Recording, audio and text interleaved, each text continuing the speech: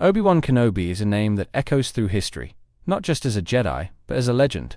He was the warrior who fought in the Clone Wars, the mentor who trained the Chosen One, and the last great master of the old Jedi Order.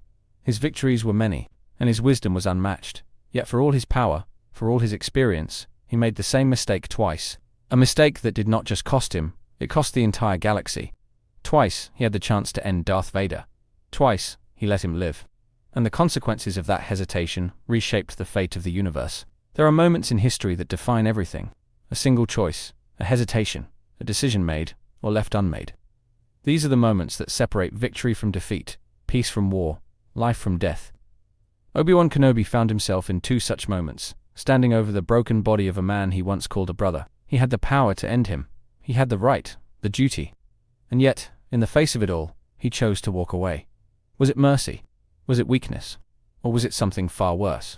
It is easy to believe that Obi-Wan spared Anakin out of compassion, that in the heat of battle, his heart overruled his duty, and he simply could not strike down the man he once loved.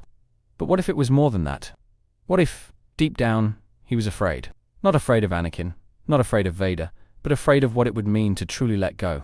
Because once he crossed that line, once he delivered that final blow, there would be no denying that Anakin Skywalker was truly gone. And if he was gone, then so was Obi-Wan's greatest purpose. But the galaxy does not wait for a Jedi's inner conflict to resolve. The Force does not pause for self-doubt. History moves forward, with or without those who hesitate. And because Obi-Wan did not finish what he started, the universe suffered for decades. He could have ended the Empire before it truly began. He could have spared millions from Vader's wrath. But instead, he allowed the dark side to endure, allowed its grip to tighten, allowed its shadow to stretch across the stars for generations.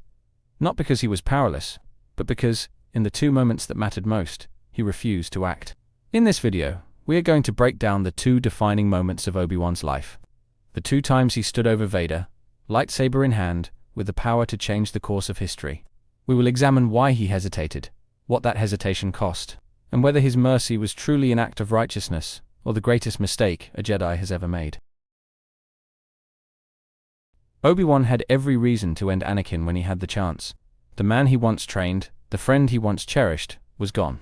What remained was a broken body filled with rage. Yet instead of finishing what had to be done, he walked away. Leaving him there was not an act of mercy. It was an act of denial. Obi-Wan could not face the weight of his decision. He had seen the darkness in Anakin, felt the betrayal, yet, in that moment, he still could not accept that his brother was truly lost. So he left, hoping the fire would do what he could not. But the fire did not finish the job. Anakin did not die there, and the consequences of that moment shaped the galaxy. The Empire rose, the Jedi were wiped out, and millions suffered because Obi-Wan chose to walk away. A single stroke of his saber could have changed everything, but he hesitated, and that hesitation sealed his fate. It was not the Sith who defeated the Jedi. It was not Palpatine. It was this moment, on the shores of Mustafar, when the last hope for the Jedi turned his back and let the darkness live. Years later, Obi-Wan was given a second chance. He stood over Vader again, lightsaber in hand, his enemy at his mercy. The battle had been brutal, raw, filled with everything left unsaid between them. When the mask broke and Obi-Wan saw Anakin's scarred face, something inside him broke too. Vader's voice trembled, distorted through the shattered helmet. He did not beg for his life. He did not reach for redemption. He simply made it clear. Anakin Skywalker was dead. It should have been enough. That confession should have been the last words he ever spoke. But Obi-Wan turned his back once more. He let the monster rise again, let the cycle of pain continue. He had seen what Vader was capable of, seen the fear in the eyes of those who suffered under him, and yet he still chose to walk away. Why? Was it guilt? Was it grief? Whatever it was, the outcome was the same. A Jedi who could not do what needed to be done, and a Sith who lived to destroy everything that remained of the light. Mercy is not always a virtue. Sometimes it is just another form of selfishness. Obi-Wan believed that sparing Vader was the right thing to do, that somehow walking away was the more righteous path. But what he failed to understand was that mercy without consequence is not mercy at all. Vader did not change because Obi-Wan showed him kindness. He did not suddenly become less cruel. He did not stop hunting the Jedi. What Obi-Wan gave him was not a second chance. It was an opportunity to cause more suffering, to extend his reign of terror, and that is exactly what he did. The people of Alderaan did not see mercy. The millions who perished under Vader's rule did not feel the weight of Obi-Wan's sorrow. They only knew the cold grip of the Empire, the chokehold of a man who should have never lived past Mustafar. Mercy had cost the galaxy more than war ever could. And the saddest part is, deep down, Obi-Wan knew it. That is why he hid. That is why he let Luke grow up alone, far from the fight, because he had already failed the galaxy twice, and a third time would have been too much to bear. A Jedi hesitates. A Sith does not. That is the fundamental difference between the two. Sidious did not hesitate when he felt the time was right to strike. Vader did not hesitate when he slaughtered the younglings. And yet, Obi-Wan, a master of the Jedi Order, could not bring himself to do what had to be done. Vader would not have shown him the same mercy if the roles were reversed. If Obi-Wan had fallen and Vader stood above him, the duel would have ended with a single decisive stroke. There would be no hesitation, no regret, no second thoughts. Only death. This is why the Sith win. Not because they are stronger, not because they are wiser, but because they do not let their emotions stand in the way of action. Obi-Wan let his emotions cloud his judgment twice, and each time it cost the galaxy dearly. The Jedi always preached about balance, about restraint, about patience. But there comes a point where restraint is just another word for weakness, and that weakness is what allowed the dark side to consume everything. The cost of inaction is measured in the lives of the innocent.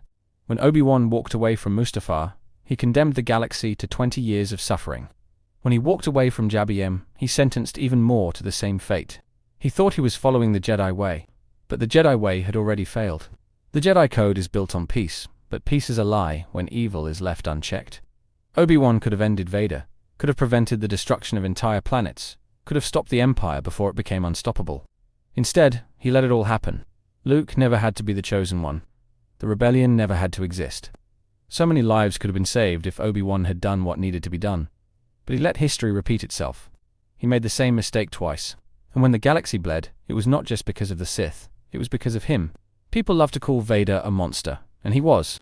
But Obi-Wan was the one who let that monster roam free, twice. And for that, his hands were just as stained with blood. Obi-Wan carried this weight with him until the end of his life. It was not just the burden of war or the loss of the Jedi. It was the knowledge that he had the power to change everything. And he chose not to. Maybe he told himself that Anakin was already dead. Maybe he convinced himself that it was not his place to decide another's fate. But fate had already been decided.